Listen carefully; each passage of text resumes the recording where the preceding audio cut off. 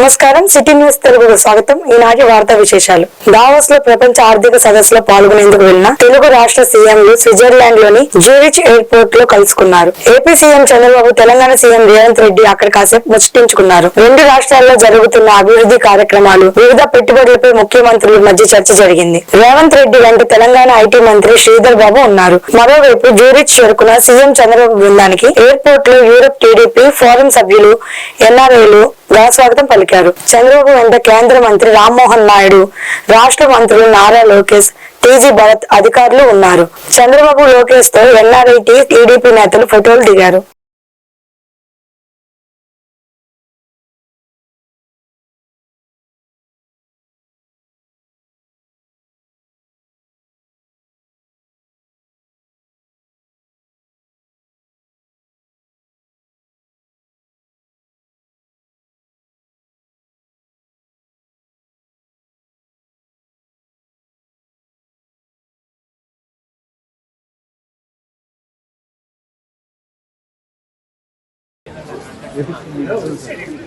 జై చంద్రబాబు నాయుడు.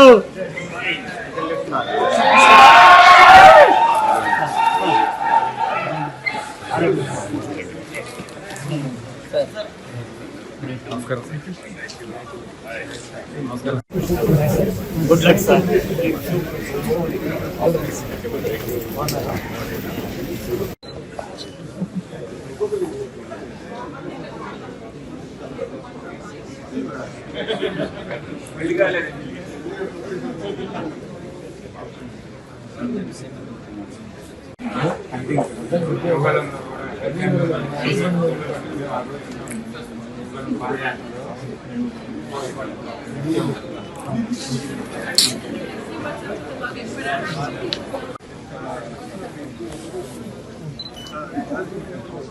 రాష్ట్రానికి పెట్టుబడులు సాధించడమే లక్ష్యంగా ప్రపంచ ఆర్థిక సదస్సులో పాల్గొనేందుకు దావోస్ వెళ్లిన సీఎం చంద్రబాబు బృందం జ్యూరిచ్ లో అక్కడ తెలుగు పారిశ్రామికవేత్తలతో భేటీ అయ్యారు. పెట్టుబడులు పెట్టేందుకు ఆంధ్రప్రదేశ్ అనుకూలంగా ఉందని, పెద్ద ఎత్తున ఇన్వెస్ట్ చేసేందుకు ముందుకు రావాలని సీఎం చంద్రబాబు పిలుపునిచ్చారు.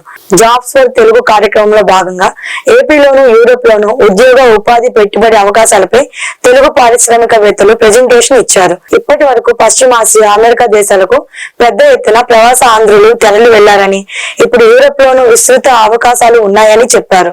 వర్కర్లకు ఇమిగ్రేషన్ పాలసీలు అనుకూలంగా మారుతున్నాయని తెలిపారు. మీకు బలం పెరగాలంటే, మీ శక్తి పెరగాలంటే మీరు ఒక్కరుంటే చాలదు, ఇంకా సఫిషియెంట్ నెంబర్ ఉండాలి. కనీసం అప్పుడు తెలుగు కల్చర్ని కాపాడుకుంటారు, మన పిల్లలు కూడా తెలుగులో మాట్లాడుకుంటారు. లేకుంటే మీ తర్వాత మీ పిల్లలు కూడా మర్చిపోయే పరిస్థితికి వస్తారు. దానికి మీరు దోహదం చేయాల్సిన అవసరం ఉంది. నేను దీన్ని చాలా సిస్టమేటిక్ గా ఆలోచిస్తాను. రెండు విషయాలు ఆలోచించుకొని మీరు వర్కౌట్ చేయండి. నవేడేస్ మీరు వచ్చి ఫిజికల్ గా పనిచేస్తున్నారు, ఫ్లెక్సిబుల్ వర్కింగ్ వచ్చేసింది. నాకు ఎప్పుడు పని కావాలంటే అప్పుడు పని చేయించుకుంటా, నాకు ఎప్పుడు టైం ఉంటే అప్పుడు పని చేస్తా. Physical virtual reality. ఫిజికల్ గా అవసరమైతే తప్పకుండా driver 1 hour 2 hours 3 hours driving చేయాలి. ఇప్పుడు బార్బర్ ఉంటాడు, సెలూన్ పోవాలా, 1 hour 2 hours పని ఉంటుంది. 50% ఆఫ్ వర్క్స్ ఒక్కొక్కసారి ఆన్లైన్ లో అయిపోతాయి.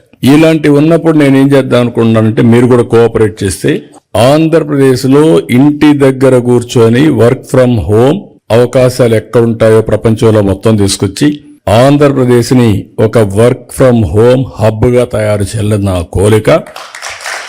చాలా మంది ఉమెన్ ఉన్నారు, చదువుకున్నారు, ఇంట్లో చిన్న చిన్న పనులు ఉంటాయి, పిల్లల్ని చూసుకుంటారు, వంట చేసుకుంటారు. కానీ ఒక 5-6 గంటల టైం ఉంటుంది. ఆ 5-6 గంటలు గాని పనిచేస్తే 40,000-50,000 రూపాయలు మినిమం ఆ తెలివితేటలను బట్టి డబ్బులు వస్తాయి. అదే మరి కోవర్కింగ్ స్పేస్ గాని, ఇంకొక పక్కన జీసీసీ గాని, ఇలాంటివన్నీ కూడా నాలెడ్జ్ ఎకానమీలో తీసుకుపోవాలనుకుంటున్నాను. ఇన్వెస్ట్మెంట్ ఒక పక్కన, ఇంకొక పక్కన మీరు అందరూ గాని ఎక్కడికక్కడ వర్కౌట్ చేస్తే ఇక్కడ కంపెనీస్ కి అవసరమైతే మ్యాన్ పవర్ ని టీడీపీ రాష్ట్ర మైనార్టీ సెల్ ప్రధాన కార్యదర్శి మహమ్మద్ ఫతావుల్లా విజయవాడ పశ్చిమ నియోజకవర్గంలో ఉన్న తమ కార్యాలయంలో మీడియా సమావేశం ఏర్పాటు చేశారు. ఈ సందర్భంగా టీడీపీ మహిళా నాయకురాలు ఆశ మాట్లాడుతూ, టీడీపీ గురించి గత చరిత్ర చూసినా నేడు చూసినా ఒక ఘనత ఉన్నదని, ఎన్టీఆర్ పార్టీ పెట్టిన 9 నెలల్లో అధికారంలోకి వచ్చిందని ఎన్టీఆర్ చరిష్మతో ఉన్న నాయకులు నారా లోకేష్ అన్నారు. తాతగారి గారి వారసత్వంలో యువగలంతో మళ్లీ అధికారంలోకి తీసుకువచ్చారని, టీడీపీ పని అయిపోయిందని అందరూ అన్నారు. కానీ లోకేష్ చేసిన యువగలంలో మళ్లీ అధికారంలోకి తీసుకువచ్చారు. అటువంటి లోకేష్ ని ఉప ముఖ్యమంత్రిని చేయాలని డిమాండ్ చేస్తున్నామన్నారు. తెలుగుదేశం పార్టీ గురించి మనం గత చరిత్ర చూసుకున్నా, ప్రస్తుతం చూసుకున్నా కూడా ఆనాడు నందమూరి తారక రామారావు గారు పార్టీ పెట్టి కేవలం 9 నెలల్లో ప్రజల్లో తిరిగి తెలుగుదేశం పార్టీని అధికారంలో తెచ్చిన మహానాయకులు నందమూరి తారక రామారావు గారు. మరి ఈరోజు నందమూరి తారక రామారావు గారి చరిష్మాతో ఈ రాష్ట్రంలో ఎవరైనా నాయకుడు ఉన్నారంటే ఆయనే మన యువనేత నారా లోకేష్. ఎందుకంటే నందమూరి తారక రామారావు గారు 9 నెలల్లో పార్టీని ఎలా అధికారంలోకి తెచ్చారో అలాగే 9-10 నెలల్లో యువగళం పాదయాత్ర చేసి నారా లోకేష్ గారు తెలుగుదేశం పార్టీని ఆంధ్ర రాష్ట్ర నారా చంద్రబాబు నాయుడు గారు ముఖ్యమంత్రి గారికి మేము ఒకటే కోరుతున్నాం, మీరు తక్షణమే నారా లోకేష్ గారిని ఉప ముఖ్యమంత్రి చేయండి. ఉప ముఖ్యమంత్రి చేసి ప్రజల యొక్క మనోభావాలను, తెలుగుదేశం పార్టీ మనోభావాలను కాపాడినట్టు అవుతారని తెలియజేస్తున్నాం. ఎందుకంటే నారా లోకేష్ గారు ఉప ముఖ్యమంత్రి అయితే ఈ రాష్ట్రానికి ఇంకా మేలు ఎక్కువ జరిగింది. చరిష్మా ఉన్న నాయకుడు, ప్రజా సమస్యలు తెలుసుకున్న నాయకుడు, వేలాది కిలోమీటర్లు నడిచి ప్రతి సందులో, ప్రతి నియోజకవర్గంలో, ప్రతి మండలంలో, ప్రతి విలేజ్ లో ప్రాబ్లమ్స్ తెలుసుకున్న వ్యక్తి నారా లోకేష్ గారు. అది కూడా ఆయన ఏదో రథం ఎక్కి ఆయన తిరగలేదు, ఆయన ఖాళీ నడకన నడిచారు. ఆయన లో మరి మొహమ్మద్ ఫతావుల్లా గారు తెలుగుదేశం పార్టీ నాయకులు, ఆయన ఆధ్వర్యంలో యువ నాయకుడు నారా లోకేష్ గారి గురించి ప్రెస్ మీట్ పెట్టి, అంటే ముస్లిం సమాజం కూడా నారా లోకేష్ గారికి ఉప ముఖ్యమంత్రి చేయమని కోరుకుంటుందంటే మీరు అర్థం చేసుకోండి. కార్యకర్తలే కాదు, ఇలా సమాజం కూడా, ముస్లిం సమాజం కూడా. ఎందుకంటే ఇక్కడ పెద్దలు వచ్చి ఉన్నారు, ముస్లిం అంటే పార్టీకి సంబంధించిన ముస్లింస్ వచ్చి ఉన్నారు. ఆయనకి ఉప ముఖ్యమంత్రి ఎందుకు చేయమంటారంటే రేపు రాబోయే రోజుల్లో ఇంకా మా ముస్లిం సమాజానికి పెద్దపీట ఇంకా వేసే నాయకుడు ఎవరంటే యువ నాయకుడు నారా లోకేష్ గారు. అట్లానే మా మహిళలు ఈ రోజు పెద్దపీఠంలో కూర్చుంటున్నారంటే యువ నాయకుడు నారా లోకేష్ గారు. ఈ రోజు నేను ప్రెస్ మీట్ ముందు కూర్చొని మాట్లాడుతానంటే ఎన్టీఆర్ జిల్లా పెనుగంచిప్రోలు మండలం అనిగండ్లపాడులో జనసేన దిమ్మె ఆవిష్కరణ కార్యక్రమం ఘనంగా నిర్వహించారు. ముఖ్య అతిథిగా జిల్లా జనసేన అధ్యక్షులు సామినేని ఉదయభాను పాల్గొన్నారు. ఈ సందర్భంగా ఆయన మాట్లాడుతూ జిల్లాలో పార్టీ బలోపేతం చేసేందుకు తన వంతు కృషి చేస్తానని హామీ ఇచ్చారు. ఈ కార్యక్రమంలో పలువురు జిల్లా, నియోజకవర్గ, మండల, గ్రామస్థాయి జనసేన నాయకులు, కార్యకర్తలు తదితరులు పెద్ద ఎత్తున పాల్గొన్నారు.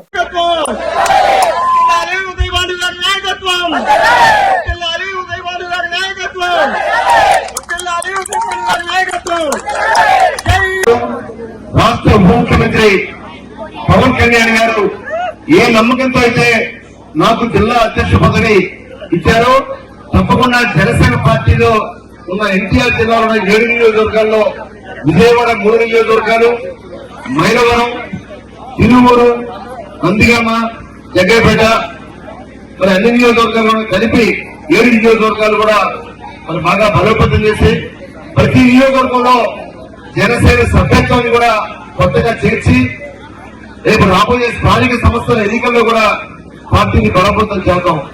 అలానే మన కూటమిలో భాగస్వామ్యం ఉన్నాం కాబట్టి మరి మొన్నటిదాకా తెలుగుదేశంతో 36వ జాతీయ రహదారి భద్రత వారోత్సవాలు సందర్భంగా 2-వీలర్ డీలర్స్ వాలంటీర్ ఆధ్వర్యంలో ఎన్టీఆర్ జిల్లా రవాణా శాఖ కార్యాలయం నుండి బెంచ్ సర్కిల్ వరకు డిప్యూటీ ట్రాన్స్పోర్ట్ కమిషనర్ ఏ మోహన్ హెల్మెట్ ర్యాలీ నిర్వహించారు.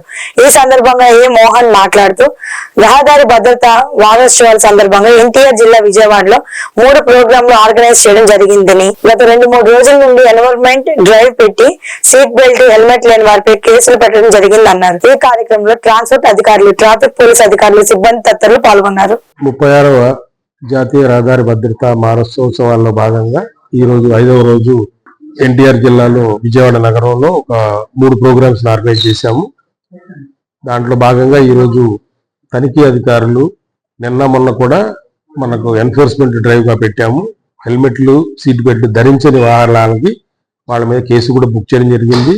ట్రాఫిక్ ఎన్వైకే నెహ్రూ యువక కేంద్రం వాళ్ళు ఇచ్చినటువంటి ట్రాఫిక్ వాలంటీర్ల ద్వారా హెల్మెట్లు ఉండి కూడా వెహికల్లో పెట్టుకునే వాళ్ళకి కౌన్సిలింగ్ ఇప్పించే వాలంటీర్ ద్వారా హెల్మెట్లు పెట్టుకోవడానికి ఏర్పాట్లు చేశాము.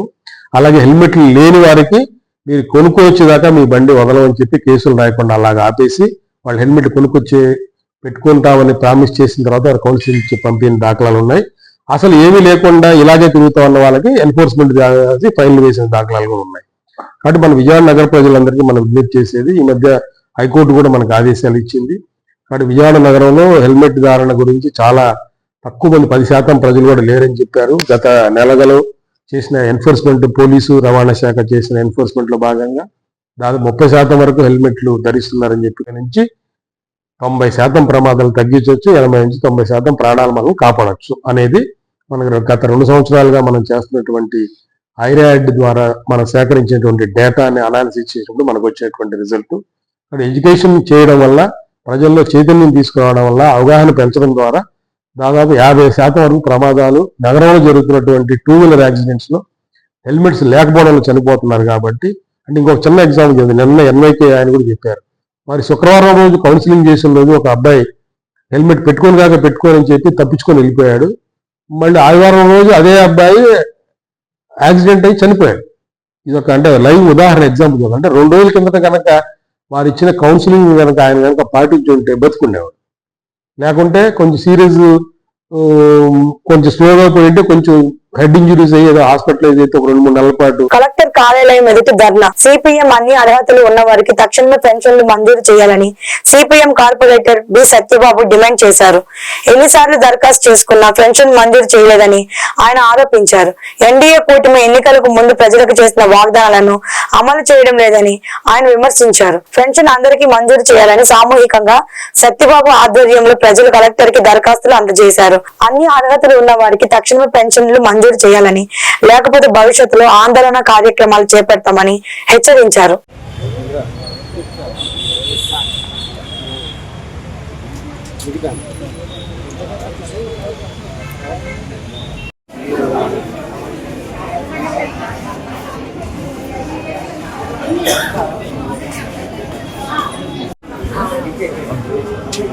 నమస్తే అండి.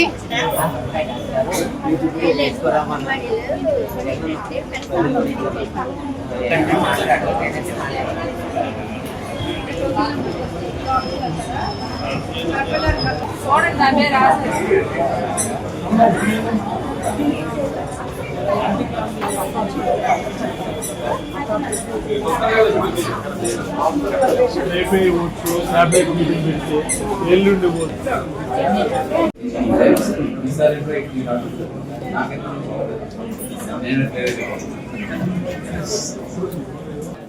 అక్కడ కూర్చొని ఆఫీసర్స్ రిజిస్టర్ ఏది ల్యాప్టాప్ ఎక్కడ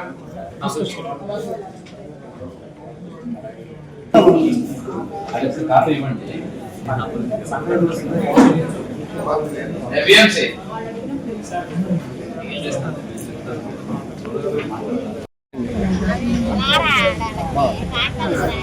మన ముఖ్యమంత్రి చంద్రబాబు నాయుడు గారు ఇది సంక్షేమ రాజ్యం, ఈ సంక్షేమ రాజ్యంలో ఎవరు కూడా ఏ పథకం అందకుండా ఉన్నారని వీళ్ళని మాటలు అయితే బాగా చెప్తున్నారు. చేతల్లో చూస్తే 7 నెలలు అవుతుందండి, ఒక పెన్షన్ ఇంతవరకు రిలీజ్ చేయలే. మరి ఈ లోపు పెన్షన్లకు పెట్టుకున్న వాళ్ళు చనిపోతున్నారు. పెన్షన్ రావట్లేదని దిగులుతో అనేక మంది మనోవేదంతో మరణిస్తున్నటువంటి పరిస్థితి. మరోవైపు గత ప్రభుత్వం అనేక రూపాల్లో అన్యాయంగా, అక్రమంగా మరి సొంత ఇల్లు లేకపోయినా సొంత ఇల్లు ఉందని కరెంటు బిల్లు వాళ్ళ పేరు మీద లేకపోయినా వాళ్ళ ఆధార్ కార్డు లింకులు చేసి ఐటీ రిటర్న్స్ పేరుతో 500-200 రూపాయలు కట్టిన ఐటీ రిటర్న్స్ కూడా, అలాగే ఒక కార్డులో తల్లి కూతుర్లు ఉన్నారని, ఒక కార్డులో భార్యాభర్తలు ఉన్నారని అనేక మంది పెన్షన్లని గత ప్రభుత్వం రద్దు చేసింది. ఈ ప్రభుత్వం ఏమన్నారు, మేమందరికీ పెన్షన్లు ఇస్తామన్నారు. మరి 7 నెలలు అవుతుంది, ఎందుకని పెన్షన్లు ఇవ్వట్లా? అంటే మనుషులు చనిపోతే తప్ప పెన్షన్లు ఇవ్వరా ముఖ్యమంత్రి గారు? ఈరోజు మీ మేనిఫెస్టో సంబంధించి స్వయంగా మీరు చెప్పింది, విజయవాడ మరి ఎంపీ గారి నుంచి కూడా వచ్చింది, బీసీలకి 50 సంవత్సరాలకి పెన్షన్ ఇస్తామని చెప్పి ప్రకటించారు. మరి 7 నెలలు అవుతుంది, ఎందుకని మీరు దీని మీద స్పందన లేదు? అంటే బీసీలు అంటే ఓటు 7 నెలలు అవుతుంది, వాళ్ళు ఇచ్చిన వాగ్దానాలు అంటే బీసీలకి 50 సంవత్సరాలకే నేను పెన్షన్ ఇస్తాను, అలాగే వికలాంగులకి, వృద్ధులకి, వితంతువులకి పెన్షన్లు ఇస్తామని చెప్పి ఇంత అన్నారు. ఇప్పుడు 7 నెలలు అవుతుంది, ఇంతవరకు ఒక్క పెన్షన్ ఇవ్వాల. ఈ 50 సంవత్సరాల వాళ్ళకి అలాగే పెన్షన్ ఇవ్వాలి. రద్దు చేసిన పెన్షన్లు చాలా మంది కరెంటు బిల్లు సాగు చెప్పి ఎస్పీ తర్వాత లెటర్ దాంతోనే అలాగే 4 చక్రాల వెహికల్స్ ఉంటే అలాగే కొన్ని లింకులు పెట్టి ఆఫ్ చేయడం జరిగింది. అయ్యి వాళ్ళు ఎంక్వైరీ చేసుకొని వాళ్ళ దగ్గర 4 చక్రాల వెహికల్స్ ఉన్నాయా లేకపోతే ఐపీ లెటర్ ఉందా ఎంక్వైరీ చేయండి. నిరుపేదలు తెచ్చి వాళ్ళకి అయ్యి ఉన్నాయి అని చెప్పి కండిషన్లు చేపించి గత ప్రభుత్వం వాటిని రద్దు చేసింది. ఇప్పుడు నూతన ప్రభుత్వం వాటిని అమలు. కృష్ణా జిల్లా గుడ్లవల్లేరు మండలం వడ్లమన్నాడు గ్రామంలో విద్యుత్ షార్ట్ సర్క్యూట్ కారణంగా జరిగిన అగ్ని ప్రమాదంలో సర్వం కోల్పోయిన బాధిత కుటుంబాలను గుడివాడ ఎమ్మెల్యే వెనుగండ్ల రాము పరామర్శించారు. ప్రమాద కారణాలను రెవెన్యూ అధికారులు ఎమ్మెల్యేకు వివరించారు. దగ్ధమైన ఇళ్లను ఆయన పరిశీలించి అగ్ని ప్రమాదంలో నష్టపోయిన కుటుంబాల వారికి నిత్యావసరాలను అందజేశారు. ప్రభుత్వం నుండి అందవలసిన పరిహారం సత్వరం అందేలా చర్యలు తీసుకోవాలని జిల్లా కలెక్టర్ బాలాజీ విద్యుత్ శాఖ మంత్రి గొట్టిపాటి రవితో ఫోన్ లో మాట్లాడారు. ప్రభుత్వాలు అందిస్తున్న సహకారానికి తోడు దాతలు, స్వచ్ఛంద సంస్థలు ముందుకు వచ్చి తమకు వంతు సాయం అందించాలని అన్నారు.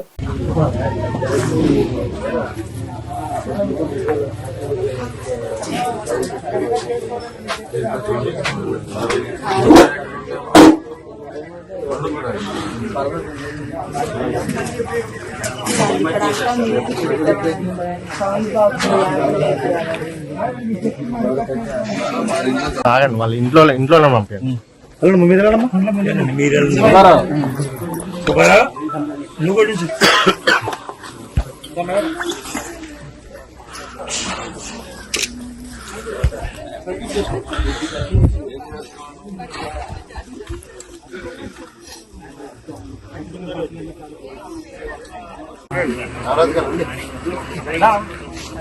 అన్న వెనక్కిరా భయ్యా ఫోన్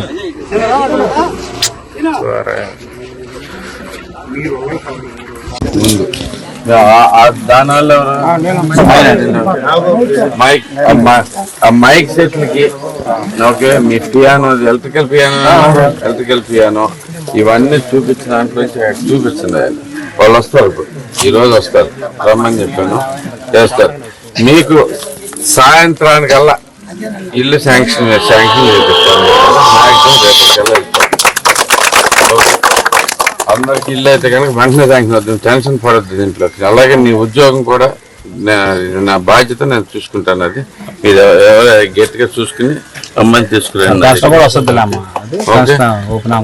పెన్షన్ అంటే మేము అమ్మగారి పెన్షన్ ఎటు వస్తుందమ్మా, రెంట్ పెన్షన్ అంటే మనకి ఇప్పుడు దీంట్లో మనం చేయగలిగిన ప్రతి చేసుకుంటూ వద్దాం. గ్రామస్తులు మీరు కూడా అందరూ కొద్దిగా దగ్గరుండి కష్టకాలంలో అందరూ ఫలం చేసి చూసుకోండి, దగ్గరుండి వాళ్ళ బాధల మీద మీరు ప్రత్యేకంగా ఏమి డబ్బులు సాయం చేయాల్సిన అవసరం లేకపోయినా కొంచెం దగ్గరుండి అందరికీ కొద్దిగా ఏం కావాలని కూడా చూసుకుంటుంటే బాగుంటుంది. గ్రామస్తులంతా కొంచెం చూడండి, మా అందరం మీతో ఉన్నాం. ఓకే, టెన్షన్ పడద్దు, ఏదైనా కానీ ఫైనల్ చేసుకుంటూ వచ్చారు. మీకు ఇల్లు అయితే ఇమీడియట్గా వస్తాయి. అలాగే దీనిలో మీకు ఏవి పోయినా కానీ రేడియోలు, టీవీలు, ఎలక్ట్రానిక్స్ వస్తువులు, ఫ్యాన్లు ఇవన్నీ రాసుకుని దేని రాసుకుని పెట్టుకోండి. అవి ఉండాలి ఇక్కడ కనపడకపోతే మళ్ళీ ఒప్పుకోరు.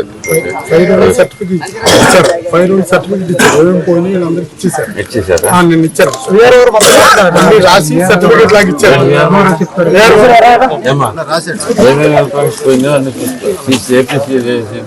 వస్తారు. అలాగే ఈ రోజే శాంక్షన్ చేయమని చెప్పారు మనకి. పట్టీలు లాంటివి రావులేమో బేసికల్ దాంట్లో మనకు వచ్చాయని చూద్దాం. బేసికల్లీ మనకి మన అమ్మారావు గారు క్విక్గా పనిచేస్తున్నారు. కూర్చోబెట్టి మీ అందరూ అయిపోయారు చూడండి. వీళ్ళ బాధలో ఉన్న వాళ్ళు మనం గట్టిగా చూసుకోవాలి. ఓకే, స్పష్టంగా వాళ్ళకంతా పని అయిపోయారు. ఓకే, చూడండి. దీంతో పాటు సమాప్తం. మరో బులెటిన్లో మళ్ళీ కలుసుకుందాం. అప్పటి వరకు నమస్కారం.